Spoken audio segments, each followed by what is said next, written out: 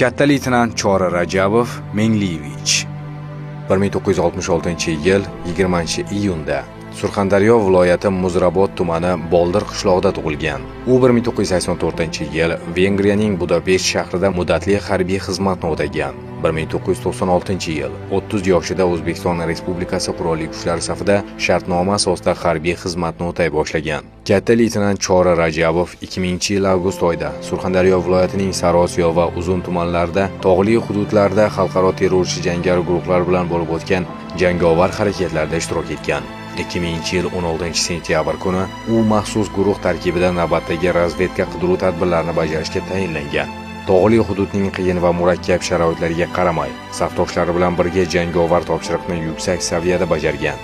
Desant ishg'ol harakatlarini bajarayotgan vaqtida qahramonlarcha halok bo'lgan.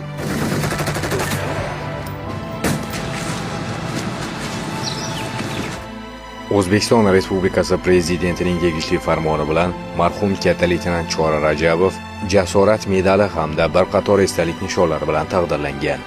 U o'qigan 40-sonli umumiy o'rta ta'lim maktabiga uning byusti o'rnatilgan. Vatan millat fidoyilarini unutmaydi.